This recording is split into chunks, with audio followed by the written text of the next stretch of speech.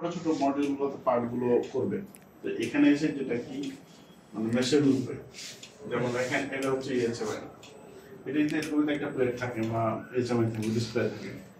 এখান থেকে কি করতেছি আমরা, এই যে সার্ভো ড্রাইভ, সার্ভো থেকে এইচএমআই সার্ভো, এটা নিজস্ব একটা প্যারামিটার দিতে হয় এবং এটাকে এটার সাথে সিমুলেশন করতে হয়, এটার সাথে কানেক্ট করতে হয়, এটা পিএলসি।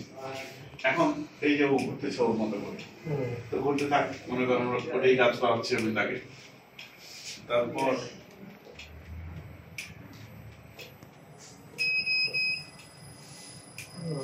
এখানে আমি রিভার্স ফরওয়ার্ড যা দিবেন, এখানে আপনার 20 হার 5 হার আপনার আপনি এখানে চেঞ্জ করতে পারবেন, ঠিক আছে।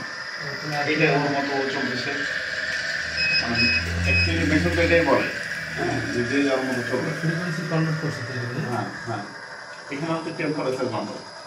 এই যে দেখেন এখানে যদি টেম্পারেচার আমি দিই তাহলে হবে, এই যে এখন হাত ধরলেই চেঞ্জ হচ্ছে, এটা টেম্পারেচার কন্ট্রোল করবে এটা।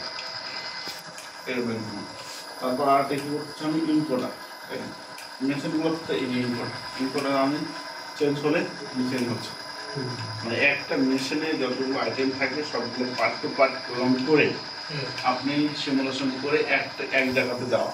এখন যদি বলেন যে এভাবে বড় হতে থাকবে 1000 লাইনের আপনাকে প্রোগ্রাম করবো, তখন আপনি মডিউল বাড়াবেন আর আপনি দেবেন। এখানে একটা মোটর বলবো যে আপনার মানে মেকানিজম 10টা বলবো, জাস্ট খালি 10টাই করতে হবে, একসাথে প্রোগ্রামিং করতে হবে যে কে কার পরে ঘুরবে, কেন ঘুরবে, এই বিষয়গুলো।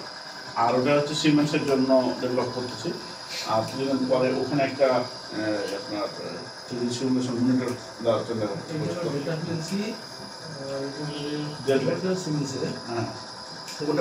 ওটা সিমেন্টসের জন্য যে মানে লোগো থেকে শুরু করে একদম আপডেট পিএলসি পর্যন্ত ওখানে থাকবে। একটা ইঞ্জিনিয়ার যদি এই কাজটা করতে পারে দেন ও মেশিনে পিএলসি করতে পারে।